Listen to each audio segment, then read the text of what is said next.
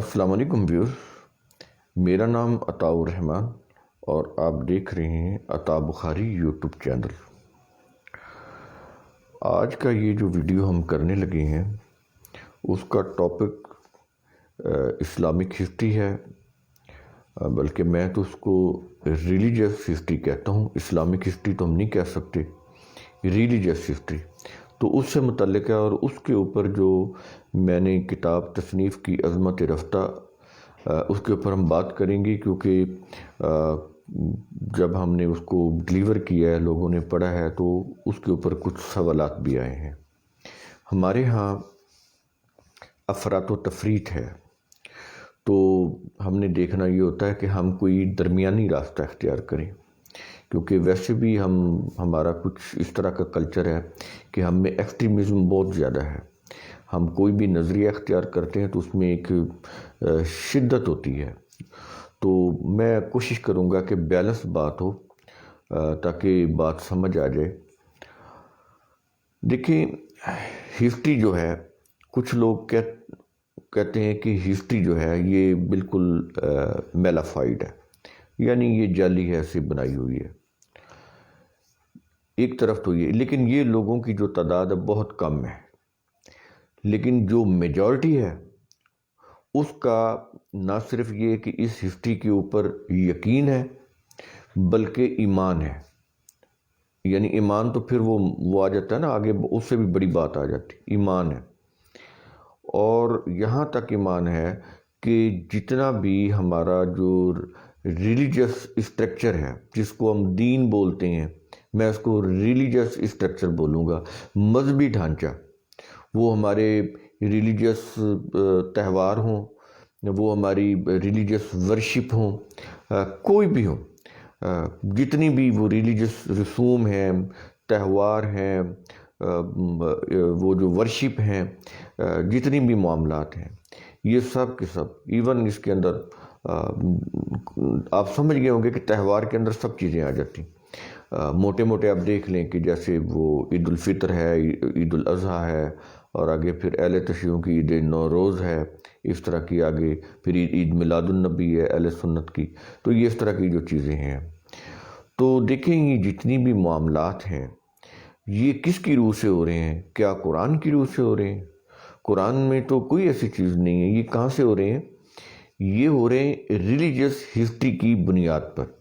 ان کی بیس religious history ہے، قرآن نہیں ہے، یہ چیز ذہن میں رکھ لیں۔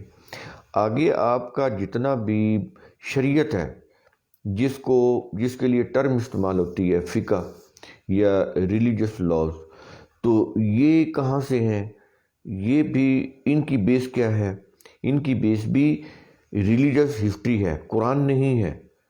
اگین سمجھ لیں کہ ریلیجیس لاز یا فقہ، اس کی بنیاد کوئی بھی فقہ ہو، وہ فقہ حنفی ہو، فقہ مالکی ہو، فقہ شافعی ہو، فقہ حنبلی ہو، یا اہل سنت کا کوئی بھی فقہ ہو، یا اہل تشیع کا فقہ جعفری ہو، وہ آگے جو اسماعیلی، کوئی بھی ہو، اس کی بیس کیا ہے؟ ان فقہوں کی وہ بیس ہے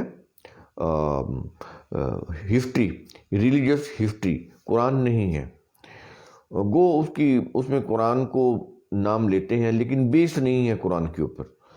سب کے نزدیک قرآن جو ہے وہ مشکل ہے، مبہم ہے، روایات کے بغیر سمجھ نہیں آتا، اور روایات جو ہیں وہ قاضی ہیں، قرآن جو ہے وہ محکوم ہے روایات کا۔ جو روایات فیصلہ کریں گی وہی قرآن کے الفاظ کے میننگز ہوں گے، تو اس میں وہ روایات کو وہ سپیریئر رکھتے ہیں، قرآن کو اس کے سبارڈینیٹ بناتے ہیں، قرآن کو تابع رکھتے ہیں۔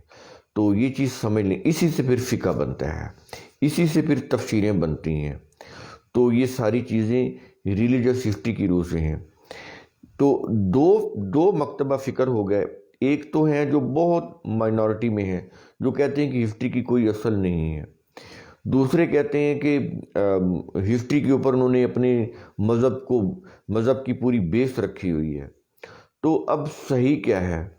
اب جب بھی ہم بات کریں گے تو وہ کہیں گے جی قرآن میں دکھائیں، تو وہ صحیح کہتے ہیں، کیونکہ جس چیز کو وہ دین مان رہے ہیں، وہ دین نہیں ہوتا، مذہب ہوتا ہے، تو وہ کہتے ہیں جی قرآن میں دکھائیں۔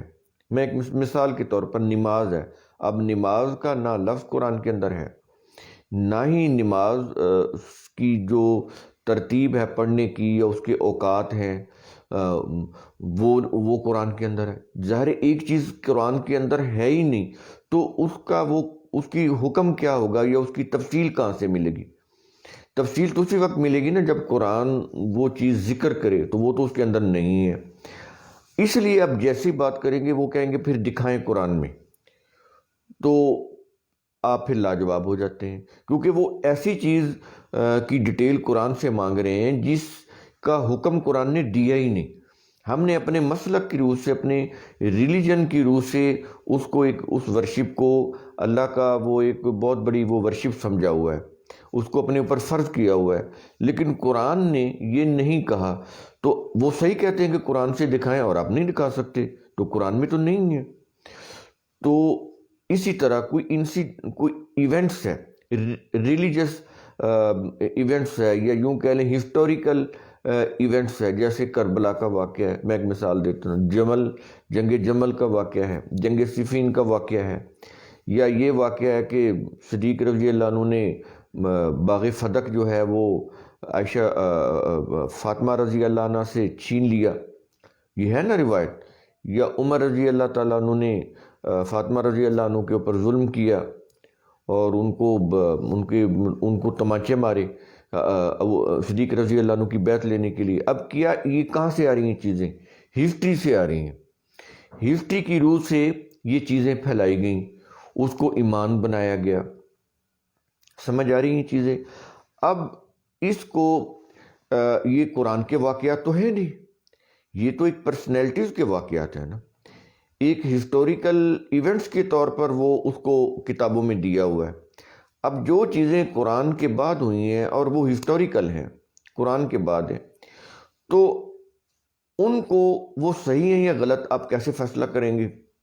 لکھنے والوں نے تو لکھ دیا، بعد میں جو آئے انہوں نے ان کو اپنا ایمان بنا لیا۔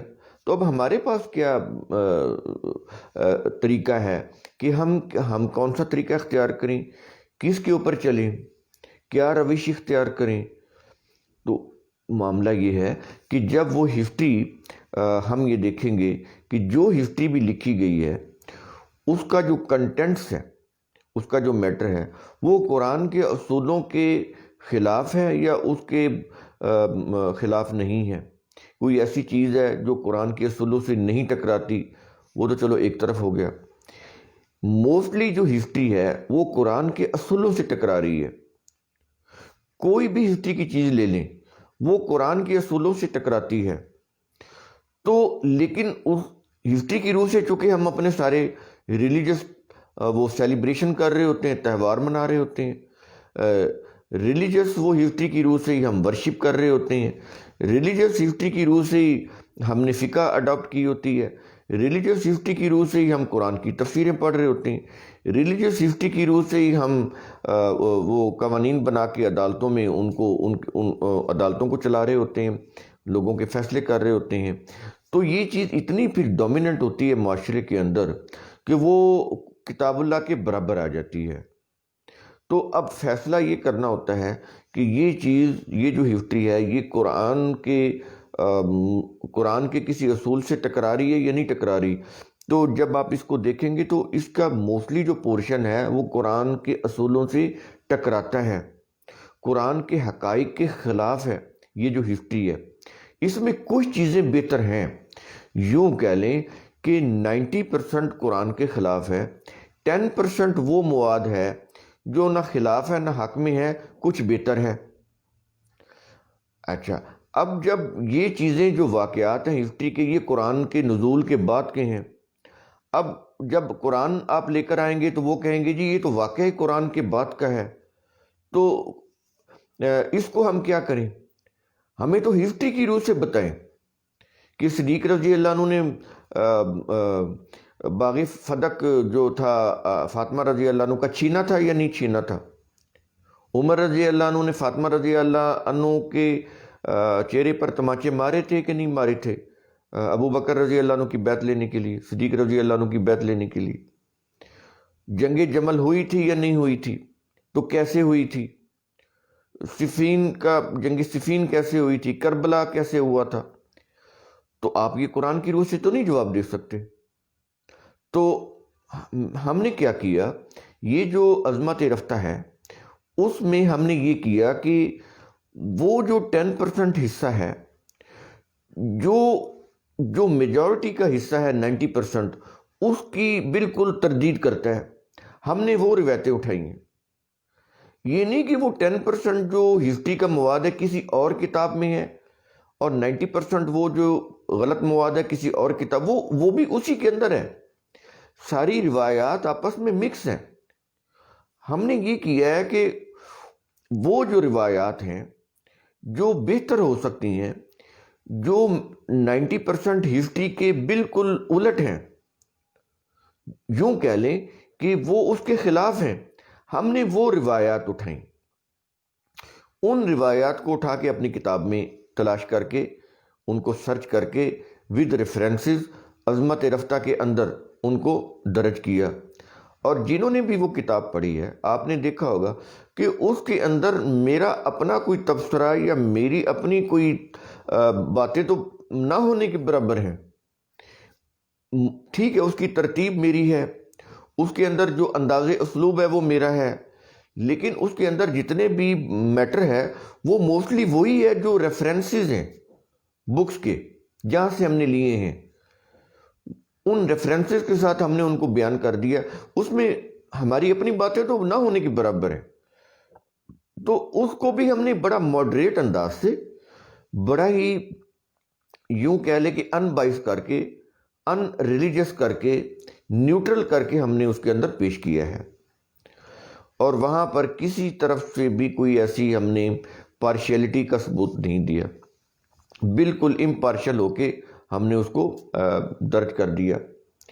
تو یہ چیزیں ہم نے اس لیے کی کہ تاکہ لوگوں کو تصویر کا دوسرا رخ جو ہے وہ بھی نظر آ جائے۔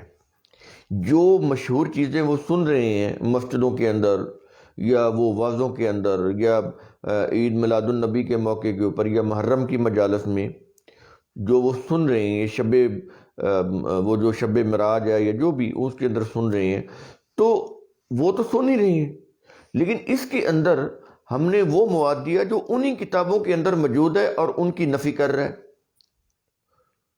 اور قرآن کی جو حقائق ہیں ان کی وہ تائید کر رہا ہے، انہی مورخین کا لکھا ہوا ہے۔ اس کی وجہ تھی کہ وہ مورخین 100% تو جھوٹ نہیں بول سکتے تھے، انہوں نے جو جھوٹ جو باور کرانا تھا، اس باور کرانے کے لیے انہیں کو تھوڑا بہت سچ بھی بولنا پڑنا تھا، بھلے وہ فرضی ہوگا سچ، لیکن کچھ سچ کا تڑکا بھی انہوں نے لگایا تاکہ غلط بات کو ہضم کرایا جا سکے۔ ہم نے وہ جو مواد تھا نا 10%، وہ اٹھا کے اپنی کتاب بھی لے کر آئے ہیں۔ اب میں اس کی ایک مثال دیتا ہوں کیسے کیا ہم نے۔ دیکھیں، قرآن کریم کے اندر پہلے یہ آ جائیں کہ جو مشہور ہے وہ کیا ہے۔ مشہور کیا ہے کہ 4 خلفاء ہیں، صدیق رضی اللہ عنہ، عمر رضی اللہ عنہ، عثمان رضی اللہ عنہ اور علی رضی اللہ عنہ۔ یہ ہسٹری میں آ گیا اس طرح سے، اور یہ مشہور ہو گیا، اور اسی کے اوپر یہ ایمان ہے۔ جبکہ یہی ہسٹری بتا رہی ہے کہ جن لوگوں نے عثمان رضی اللہ عنہ کو قتل کیا، انہی لوگوں نے علی رضی اللہ عنہ کی بیعت کی اور انہیں کوفہ لے گئے۔ اب بات سمجھ آ رہی ہے؟ یہی ہسٹری بتا رہی ہے، اور یہی ہسٹری بتا رہی ہے کہ صحابہ کرام جن کے حکم سے حکومت بنتی تھی، انہوں نے علی رضی اللہ عنہ کی بیعت نہیں کی، کیونکہ ان کی بیعت کی تھی قاتلین عثمان نے، جو اس وقت ڈومیننٹ تھے، جن کا قبضہ تھا مدینہ میں۔ تو وہ علی رضی اللہ عنہ کو ان کی بیعت کا اعلان کر کے ان کو لے گئے اور کوفہ کو اپنی طرف سے دارالخلافہ بنا دیا۔ یہی ہسٹری بتا رہی ہے۔ تو بات یہ ہے کہ ہم نے وہ چیزیں دیکھی، اٹھائیں، تو وہ جب آپ سامنے رکھیں گے تصویر کا جو دوسرا رخ، وہ جو 10% مواد ہے، تو اس میں پھر آپ کو پتہ چلے گا کہ بات اتنی سادہ نہیں ہے جتنی مشہور کی گئی ہے یہ جو روایات ہے۔ تو اس کا مطلب یہ بھی نہیں ہے کہ وہ جو باتیں ہیں وہ 10% وہ بھی صحیح ہیں۔ ان باتوں کو کاؤنٹر نریٹو کے طور پر ہم نے عظمت رفتہ کے اندر لکھا ہے. یہ سمجھ لیں آپ. اس کا مقصد وہ جو ہسٹری میجورٹی وہ جو 90% جو پورشن ہے اس کو انڈو کر سکیں. ورنہ جب تک آپ کتاب اللہ پر نہیں آتے آپ ہدایت کے اوپر آ ہی نہیں سکتے. یہ ہسٹری آنے نہیں دے گی آپ کو. ہسٹری گرو بنائے گی. کچھ صحابہ کرام کو انہوں نے وہ علی رضی اللہ عنہ کے خلاف بنایا، کچھ کو علی رضی اللہ عنہ کے ساتھ ملایا، پھر ان کی آپس میں جنگیں کرا دیں اور ایک جنگ میں 70,000 آدمی مروا دیے اور ایک جنگ میں 10,000. تو جمل اور صفین کے اندر صرف 2 جنگوں میں انہوں نے 80,000 بندہ مروا دیا. اور قرآن کہتا ہے کہ ایک بھی انسان کا قتل جو ہے، قتل عمد، جان بوجھ کر قتل کرنا، جنگ میں تو جان بوجھ کے کر رہے ہوتے ہیں آپ، تو وہ کہتا ہے کہ ایسے جیسے پوری انسانیت کو قتل کرنا. تو یہ جو صحابہ تھے تو انہوں نے 70,000 ایک دوسرے، یہ نہیں کہ عام کسی بندے کو مارا، ایک دوسرے کو مارا انہوں نے 2 دھڑوں میں بٹ کے. تو یہ تو ایک دوسرے کو مار رہے تھے، کسی اور کو مارنا وہ ایسے ہے جیسے پوری انسانیت کو قتل کرنا. اور وہ جو صحابہ جن کو قرآن اولئک هم الراشدون کہہ رہا ہے، اولئک هم المفلحون کہہ رہا ہے، کامیاب، اولئک هم المؤمنون حقا کہہ رہا ہے، تو وہ جو قرآن جن کو کہہ رہا ہے وہ آپس میں ایک دوسرے کی خونریزی کر رہے ہیں اور 80,000 بندہ ان کے ہاتھوں، ایک دوسرے کے ہاتھوں مار دیا انہوں نے. تو قرآن کہتا ہے ایک قتل جو ہے وہ ایسے جیسے پوری انسانیت کا قتل. اب مجھے یہ بتائیں، اس ہسٹری کو قرآن کے پیرامیٹر پر، اصولوں پر رکھیں تو بتائیں کہ اس ہسٹری کا پھر کیا مقام ہے؟ کیا یہ جھوٹ ثابت نہیں ہوگا؟ دیکھیں، جنہوں نے یہ ہسٹری لکھی ہے وہ بھی جمل اور صفین کے موقع پر موجود نہیں تھے، کربلا کے موقع کے اوپر موجود نہیں تھے. انہوں نے سوچ کر سمجھ کر اپنے برین سے، اپنے خیالات سے، اپنے جذبات سے، اپنی مذہبی عقائد کی روح سے یہ ہسٹری مرتب کی ہے. آئی وٹنس نہیں تھے وہ بھی جنہوں نے یہ ہسٹری لکھی ہے. اور ہم تو ویسے ہی نہیں، ہم تو بہت بعد میں ہیں. 1300 سال پہلے کے واقعات لکھنے والے اس سے بھی 200 سال بعد کے ہیں، واقعات ہونے کے 200 سال بعد کے جنہوں نے لکھا. اور آج ہم بیٹھے ہیں 1400 سال کے بعد. تو مجھے یہ بتائیں، ہمیں کیا پتہ کیا ہوا تھا یا نہیں ہوا تھا؟ پتہ نہیں ہوئی بھی تھی جنگ جمل یا نہیں کہ انہوں نے ایسے واقعات بنا دیے. تو ہم یقینی طور پر کچھ نہیں کہہ سکتے. تو اب چونکہ یہ ہسٹری سلیبس میں پڑھائی جا رہی تو اس کو آپ اس کا کاؤنٹر نریٹو کیسے لائیں گے؟ ایسے کہہ دیں کہ یہ جھوٹی ہے تو کون مانے گا؟ کیونکہ آپ اس کو میٹرک میں پڑھ رہے ہیں، ایف اے میں پڑھ رہے ہیں، انٹرمیڈیٹ میں، گریجویشن کلاسز میں پڑھ رہے ہیں، پوسٹ گریجویشن میں پڑھ رہے ہیں، پی ایچ ڈی کر کے آ رہے ہیں. آپ کے قرآن کریم کے تراجم اس کی روح سے ہیں، قرآن کریم کے شان نزول تفسیریں اس کی روح سے ہیں، آپ کا فقہ اس کی روح سے ہے. تو آپ کیسے اس کو گھر بیٹھے کہہ دیں گے کہ اس کی کوئی حقیقت نہیں؟ تو آپ کی بات کون مانے گا؟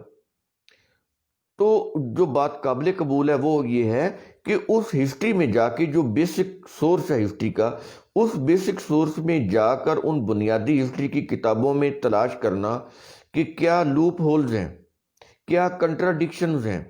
ہم نے وہ لوپ ہول، وہ کنٹراڈکشن سرچ آؤٹ کر کے عظمت رفتہ کے اندر لے کر آئے ہیں کہ جس چیز کو، ہسٹری کو ہم مان رہے ہیں، یہ ہسٹری اس طرح کی کوئی صداقت کے معیار کے اوپر پوری نہیں اترتی کہ اس کو مان لیا جائے.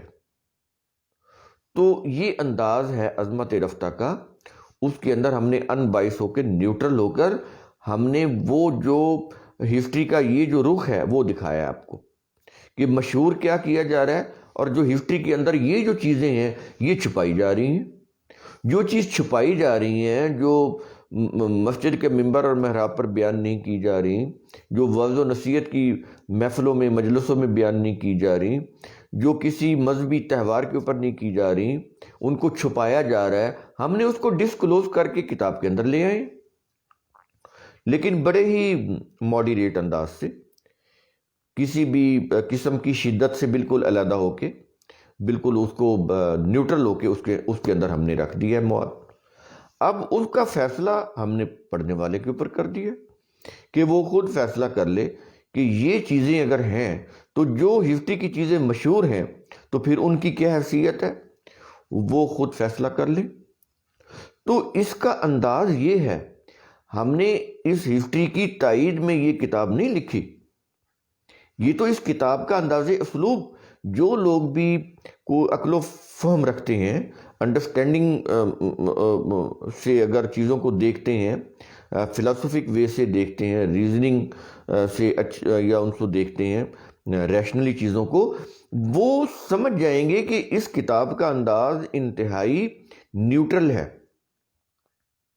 اس میں کسی کی طرف ہم نے پارشیلٹی یا جھکاؤ نہیں کیا، ہم نے ایز پر سچویشن جو ہسٹری کے اندر چیزیں بتائی گئی ہیں اس کو من ایز یوزل اس کو اندر رکھ دیا ہے اپنی بک کے اندر، اپنی طرف سے کوئی کمی پیشی نہیں کی، تاکہ کوئی اس کے اوپر ڈسیزن کیا جا سکے، اس کے اوپر کوئی صحیح رائے قائم کی جا سکے۔ تو یہ ہے معاملہ۔ اگین سن لیں، عظمت رفتہ کے اندر جو بھی واقعات ہم نے درج کیے ہیں یہ 100% صحیح نہیں ہیں، نہ یہ اس لیے ہیں کہ یہ ہسٹری کے واقعات صحیح ہیں، ان کو ثابت کرنے کے لیے ہم نے یہ واقعات رکھے ہیں، بالکل نہیں۔ ہم نے اس چیز کو ثابت کرنے کے لیے رکھے ہیں کہ جو میجورٹی ہے ہسٹری کی، میجورٹی پورشن ہے جو ہسٹری کا 90%، جس کی روح سے سارا یہ جو ریلیجس اسٹرکچر مسلم کنٹریز میں بنا ہوا ہے وہ صحیح نہیں ہے۔ اور وہ کیا چیز بتا رہی ہے؟ وہ بتا رہی ہے خود ہسٹری کا وہ والا مواد جو ہم نے آپ کے سامنے رکھا ہے عظمت رفتہ کے اندر، اور ان کو بھی ہم نے قرآن کے اصولوں کی روشنی میں رکھا ہے۔ اگر وہ قرآن کے اصولوں کی روشنی میں یا اس کی نہیں آتے تو جو چیزیں نہیں آتی تھی وہ ہم نے درج ہی نہیں کی، ورنہ تو ہسٹری اتنی ہے، آپ ایک واقعہ کو لے لیں آپ کی عمر ختم ہو جائے گی، اس واقعات کی جو جزیات اور بھول بھلیاں جو مفسرین نے، محدثین نے، مورخین نے، سیرت نگاروں نے بیان کی ہیں، آپ کی زندگی ختم ہو جائے گی، ان کے تنازعات ختم نہیں ہوں گے، ان کی بحثیں ختم نہیں ہوں گی۔ اتنے گھن چکر ہیں اس کے اندر، اتنا چیزوں کو گھما پھرا کر پیش کیا گیا ہے، جس کو ہم نے بڑے ہی آسان انداز سے اور چند اوراق میں 304 پیجز کی کتاب کے اندر پیش کر دیا ہے، تاکہ آپ کا وقت بچ جائے، آپ کی محنت بچ جائے۔ تو یہ چیز ہے، اس کو آپ ریفرنس بک کے طور پر بھی اپنے پاس رکھ سکتے ہیں، یہ بھی ایک چیز ہے، کیونکہ اس کو ہم نے بڑی دیانت کے ساتھ، بڑے ہی اس کو امپارشل ہو کر، نیوٹرل ہو کے اس کو لکھا ہے ہم نے، ایز اے ریفرنس بک بھی اس کو آپ اپنے پاس رکھ سکتے ہیں۔ بلکہ شاید کو وقت آئے کہ یہ جو ایجوکیشنل انسٹیٹیوشنز ہیں وہاں پر باقاعدہ پڑھائی جائے، تو ہم نے اس کو اس انداز سے مرتب کیا ہے کہ اگر کسی نصاب میں بھی شامل کیا جائے تو کرایا جا سکتا ہے اس کو۔ لیکن یہ چیزیں وہ جو ریلیجس پارٹیز ہیں، جو گروپس ہیں، ان کو چونکہ یہ ان کے مفاد کے اوپر زد پڑتی ہے، اس لیے وہ اس کو ایسا کرنے نہیں دیں گے۔ ادروائز میں نے اس کو ایسے ہی لکھا ہے جیسے ایک یونیورسٹی کا ایک سلیبس ہوتا ہے، اس کا نصاب ہوتا ہے، یا اس کا جو طرز تحریر ہے، انداز، وہ بالکل ایسے ہی لکھا ہے۔ ایک پیورلی اکیڈیمک لیول کے اوپر ہم نے بات کی ہے اس کے اندر، پیورلی کوئی ایسی بات نہیں کی جو اکیڈیمک لیول سے کچھ گری ہوئی ہو۔ تو اگین جو میں آخر میں واضح کروں گا کہ اس کا جو جتنا بھی میٹر ہے اس عظمت رفتہ کا، وہ سالڈ ہے، مستند ہے، اور جو مشہور جو پورشن ہے 90% جو تقریباً بنتا ہے اس سے کہیں بہتر ہے یہ، اور قرآن کے اصولوں کی روشنی میں ہے۔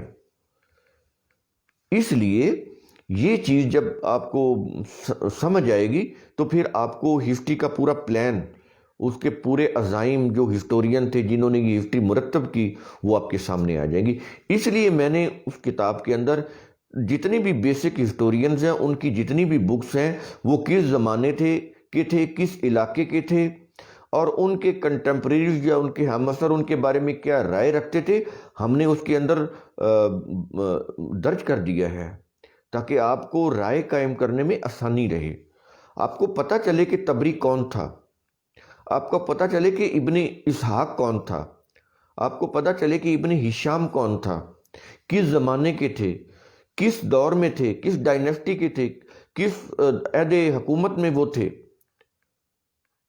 تو یہ ساری چیزیں جب آپ اس کے اندر دیکھیں گے، اور پھر اس کے اندر جو دوسرا اس کا پورشن ہے کہ اسلام کے نام پر فرقہ واریت کی ابتدا کب اور کیسے ہوئی، جو اس کا دوسرا حصہ ہے، وہ جب آپ پڑھیں گے کہ یہ ایتھنک پوائنٹ آف ویو سے انہوں نے ایتھنک بیس کے اوپر ساری یہ ریلیجس آرگنائزیشن بنائی. ایون یہ بنو عباس یہ بھی ایتھنک بیس کے اوپر بنے تھے، علوی یہ بھی ایتھنک بیس کے اوپر بنے تھے، شیعان یہ بھی ایتھنک بیس پہ بنے تھے. اس کے اندر ساری ہم نے بتائی ہے کہ امت کو ٹکڑے ٹکڑے کیسے کیا گیا، اس کے لیے کیا سیگمنٹ اختیار کیا گیا. ایتھنیسٹی جس کو ختم کرنے کے لیے قرآن آیا تھا، جس کو ختم کرنے کے لیے نبی کریم صلی اللہ علیہ وسلم کو مبعوث کیا گیا، اور انہوں نے اپنے دور میں ایتھنیسٹی کو ختم کر دیا تھا. نسل پرستی، انہوں نے ایگزیکٹ وہی چیز اٹھائی، سیگمنٹ نسل پرستی کا، کہ حکومت کا اختیار رسول کے خاندان کو، اور پھر رسول کا خاندان کون بنا؟ علی رضی اللہ عنہ، فاطمہ رضی اللہ عنہ، اور آگے پھر ان کی اولاد. اور ادھر سے انہوں نے کہا کہ نہیں جی وہ جو چچا کی اولاد ہے وہ بھی رسول کا خاندان ہے، تو لہذا ان کو بھی حکومت کا حق ہے. تو یہ یوں ہوا. آگے پھر ان سے جب ایک چیز آتی ہے مارکیٹ میں تو پھر اس سے کئی چیزیں بننا شروع ہو جاتی. اس سے یہ ساری پھر جماعتیں جو ہیں ڈیریویٹ ہوئیں، وہیں سے پھر آگے بنتی گئیں، بڑھتا گیا. اور آج بڑھتے بڑھتے دیکھ لیں کتنے فرقے ہیں. وہ 72 والا تو انہوں نے ایسے ہی آپ کو 73 والا ایک یوں کہہ لیں چکمہ دیا ہوا ہے، کوئی 73 نہیں. تو پتہ نہیں کتنے فرقے ہیں، کتنے سیکٹ ہیں جو انہوں نے بنا. جب انہوں نے سیکٹ بنانے کا سارا مواد اس ہسٹری کے اندر رکھ دیا، اب 73 کیا اور 7300 کیا اور 73,000 کیا، وہ تو جتنا وہ اس کو شیک کرتے جائیں گے اتنا ہی وہ ہوتا جائے گا. وہ پانی میں مدانی ہے، وہ جتنی آپ مارتے جائیں گے وہ ٹھیک ہے، نتیجہ کچھ نہیں ہے، نتیجہ کچھ نہیں نکلے گا. یہ پانی میں مدانی، کیونکہ اس سے مکھن تو آنا نہیں، اس سے کوئی اصلاح تو ہونی نہیں، امت کا فائدہ تو امت تو رہی نہیں، وہ تو ایک ماہ سے ہوتی ہے. اب یہ سیکٹ بن گئے ہیں، مختلف فرقے، گروہ، ہر گروہ ایک دوسرے کو گرا کر آگے بڑھنے کے لیے وہ کوشاں ہیں، ایک دوسرے کو کافر کہہ کر آگے نکل رہا ہے. تو یہ چیزیں ہیں. اگین کہہ رہا ہوں کہ ہسٹری ناقابل اعتماد ہے. ہم نے اس لیے لکھا تاکہ اس کی یہ جو ناقابل اعتماد ہونا ہے وہ ثابت ہو جائے کہ اس کے اوپر دین کی بیس نہیں رکھی جا سکتی. دین کی بیس کس چیز کے اوپر رکھی جا سکتی ہے؟ جو قطعی ہو، یقینی ہو، حتمی ہو، ڈیفینیٹ ہو. وہ کیا ہے؟ صرف اور صرف اللہ کی کتاب. اس کے علاوہ دنیا میں اور کوئی کتاب نہیں، کوئی کتاب نہیں، صرف کتاب اللہ. اسی کے اوپر دین کی بیس ہے. اس کے ساتھ کوئی بھی چیز لائیں گے، اس کتاب کے ساتھ کوئی بھی، اس کو آپ کتاب و سنہ کہہ لیں، کتاب و حدیث کہہ لیں، کچھ بھی کہہ لیں، فقہ کہہ لیں، کچھ بھی کہہ لیں، ڈیولیزم ہو جائے گا. جب ڈیولیزم ہو جائے گا آپ کسی نتیجے کے اوپر پہنچ ہی نہیں سکتے. فرقے در کیوں کہ سنت تو ہر فرقے کی مختلف ہے. کہتے وہ یہ کہ رسول کی سنت ہے. میں ایک مثال، اگر یہ رسول کی سنت ہے تو پھر بخاری میں آتا ہے کہ کھانے پینے کی چیز میں مکھی گر جائے تو اس کو گھما کر اچھی طرح سے ڈبو کر اس میں گھما کر اس کو نکال کے پھر وہ کھائیں پئیں. تو پھر یہ اس سنت پہ اوپر عمل کریں؟ نہیں کریں گے، کبھی نہیں کریں گے. 6 سال کی بچی سے نکاح اور 9 سال کی بچی سے شادی، خلوت، اس کو گھر لے کر آئے. تو یہ ذرا کریں، اپنی بچیوں کی شادی 6 سال کی عمر میں نکاح کریں اور 9 سال کی عمر میں ان کی رخصتی کریں، ان کو خامن کے ساتھ بھیجیں. یہ کبھی نہیں کریں گے. تو یہ سنت ہے نا، اس کے لیے بڑا لڑ رہے ہوتے ہیں. قانون یہ 18 سال کا جو قانون ہے یہ ملکی، یہ خلاف سنت ہے. لیکن اپنی بیٹی کو وہ کبھی بھی 6 سال کی عمر میں نکاح اور 9 سال کی عمر میں رخصتی کبھی نہیں کرے گا. لیکن ممبر پر کھڑے ہو کے وہ اس کو سنت رسول بنا کے وہ احتجاج کر رہے ہوتے. تو یہ خود تارک جس کو یہ سنت کہتے ہیں اس کے خود یہ اگینسٹ ہے. تو اس طرح سے معاملہ نہیں ہے. سنیوں کی سنت اور ہے، اہل تشیع کی سنت اور ہے. فیصلہ کون کرے گا؟ اہل حدیث کی سنت اور ہے، سلفیوں کی سنت اور ہے. ایک داڑھی کے اوپر اتفاق نہیں ہے. ایک جس کو نماز دین کا جس کو ستون بناتے ہیں اس کے اوپر اتفاق نہیں ہے. اگر ایک دوسرے کے پیچھے پڑھ لی جائے تو وہ کہتے ہیں نماز ہی نہیں ہوئی. اگر مخالف فرقہ کا کوئی بندہ امام مکہ اور مدینہ کے پیچھے نماز پڑھ لے، وہ کہتے ہیں تمہاری نماز نہیں ہوئی، تم نماز لوٹاؤ. اس کو وہ بھی تو سنت کے طور پر نماز پڑھ رہے ہیں نا، سنت کے مطابق، قرآن میں تو نہیں ہے، اور یہ بھی سنت کے مطابق پڑھ رہے ہیں. وہ بھی بخاری پر عمل کر رہے ہیں، یہ بھی بخاری پر عمل کر رہے ہیں، لیکن اس کے پیچھے نماز پڑھیں گے تو نماز نہیں ہوگی. یہ تو ان کی سنتوں اور ان کی حدیثوں کا یہ حال ہے. تو بات یہ ہے کہ جب تک آپ ایبسولوٹ بک آف اللہ کو اور اس کی وہ جو آخر میں ہم نے کتاب، وہ آخری گزارش، اس کو دیکھیں، آخری 304 پیجز کے اوپر، اس کو ہم نے واضح طور پر اس میں بتایا ہے کہ حتمی یقینی جو ہے چیز ہے وہ صرف کتاب اللہ ہے، تاریخ نہیں ہے. تاریخ جو ہے وہ ڈاؤٹ فل ہے، اس کو ہم حتمی اور یقینی نہیں کہہ سکتے، وہ صرف کتاب اللہ ہے. اس کے اندر ہم نے واضح کیا ہے. اسی لیے ہم نے کتاب لکھی کہ حتمی اور یقینی قطعی صرف اور صرف کتاب اللہ ہے. اسی پر دین کی بنیاد ہو سکتی ہے جو حتمی، یقینی اور قطعی اور کتاب اللہ ہو. اس کے علاوہ دنیا کی کسی بھی کتاب، خواہ وہ کتنی مذہب کے لحاظ سے مقدس کیوں نہ ہو، اس کے اوپر دین کی بنیاد نہیں رکھی جا سکتی، نہ وہ دین ہو سکتی ہے، نہ وہ قطعی ہو سکتی ہے. تو امید ہے یہ ہماری جو تھوڑی سی بات چیت ہے آپ کو حقائق کو سمجھنے میں مدد دے گی. آخر میں پھر وہی چیز کہ ثم تفکروا، غور سے سمجھا کریں، غور کیا کریں، تدبر کیا کریں، اسی سے حقائق سمجھ آتے ہیں. شکریہ.